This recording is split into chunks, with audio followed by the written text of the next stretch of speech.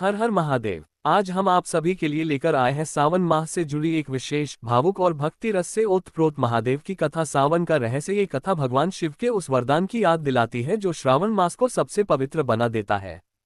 प्राचीन समय की बात है। हिमालय की चोटियों पर कैलाश पर्वत पर निवास करने वाले भगवान शिव एक बार गहरे ध्यान में लीन थे। उनकी तपस्या कई वर्षों से चल रही थी। सारे देवता चिंतित थे कि महादेव को कैसे प्रसन्न किया जाए, किंतु देवताओं को कोई उपाय भी नहीं सूझ रहा था और इधर संसार में असुरों का प्रकोप बढ़ता जा रहा था। धर्म पर संकट था और पृथ्वी लोक पर हाहाकार मचा हुआ था। ऋषियों मुनियों की तपस्या में बाधाएं आ रही थीं और आम जनजीवन त्रस्त था। और इधर धरती पर वर्षा का समय आ गया था, क्योंकि श्रावण मास प्रारंभ हो गया था। चारों ओर हरियाली छा गई, नदी नालों में जल भर गया और प्रकृति भोलेनाथ के स्वागत में जैसे सज उठी। बादलों की गरज और मयूरों का नृत्य प्रकृति के उल्लास को दर्शा रहा था। मंद मंद पवन मानो शिव का गुणगान कर रही थी। कई सौ कोस दूर एक छोटा सा गांव था। वहां एक गरीब ग्वाला रहता था। उसका नाम था श्रवण। वह अपने माता पिता के साथ रहता था। वह नाम के ही जैसे पूरी श्रद्धा से शिवजी की पूजा करता था। उसका हृदय अत्यंत सरल और निष्कपट था। उसके पास न तो फूल थे, न बिल्वपत्र और न ही दूध। वह इतना निर्धन था कि 2 वक्त की रोटी भी बड़ी मुश्किल से जुटा पाता था। फिर भी वह रोज सुबह उठकर जंगल से बिल्वपत्र खोजकर लाता और बरगद के नीचे रखे एक पुराने शिवलिंग पर चढ़ा देता। उसकी भक्ति किसी भी अभाव से परे थी। उसके लिए महादेव की सेवा ही उसका एकमात्र धन था। एक दिन बारिश बहुत तेज हो रही थी। आकाश में बिजली कड़क रही थी। बादल गरज रहे थे। ऐसा प्रतीत हो रहा था मानो प्रलय आ गई हो। रास्ते कीचड़ से भरे थे और जंगल में घना अंधेरा छा गया था। लेकिन वह भक्त श्रवण अपने हाथों से लाया जल, एक लोटा दूध जो उसने अपनी गाय के लिए रखा था परंतु शिवजी को अर्पित करने के लिए निकाल लिया था, और कुछ बिल्वपत्र लेकर उस मंदिर, वास्तव में वह एक छोटा सा चबूतरा था जिस पर शिवलिंग स्थापित था, पहुंचा। उसने कांपते हुए हाथों से शिवलिंग पर अर्घ्य दिया और कहा, हे महादेव, मैं तो कुछ नहीं जानता, न पूजा के नियम और न ही भक्ति में, तो बस आपकी शरण में आया हूं। यदि मेरा प्रेम सच्चा है और मेरी भक्ति में कोई कपट नहीं है तो आज आप मुझे दर्शन दें।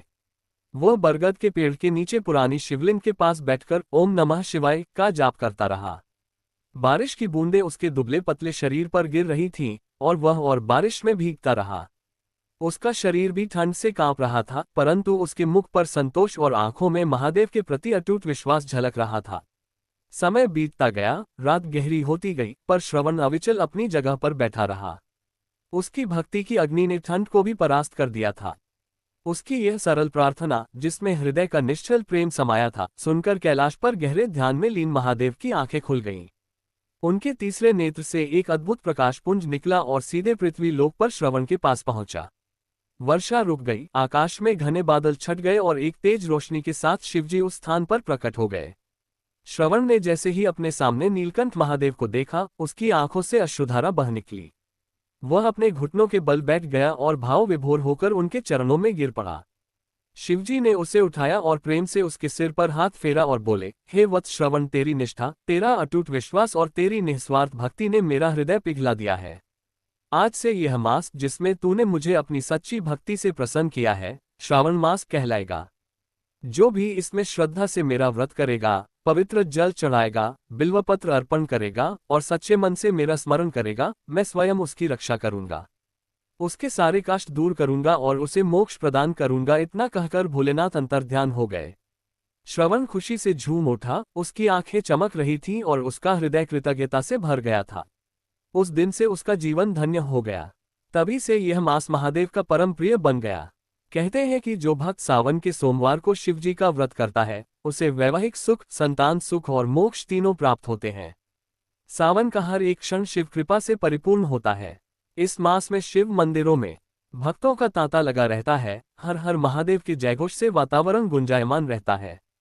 कांवर यात्राएं निकलती हैं, जिनमें भक्त दूर दूर से पवित्र नदियों का जल लाकर शिवलिंग पर अर्पित करते हैं। ये सब श्रवण की उसी सच्ची भक्ति का परिणाम है। भोलेनाथ को साधन नहीं, सिर्फ सच्चा प्रेम चाहिए। वे किसी दिखावे या आडंबर के भूखे नहीं हैं। उन्हें तो बस एक शुद्ध हृदय और अटूट विश्वास चाहिए।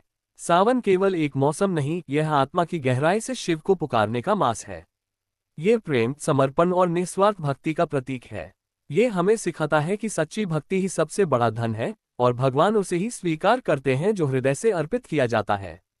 अगर आपको ये कहानी पसंद आए तो इस वीडियो को शेयर करें और लाइक करें। चैनल को सब्सक्राइब करें और कमेंट में जय भोलेनाथ, हर हर महादेव लिखना न भूलें।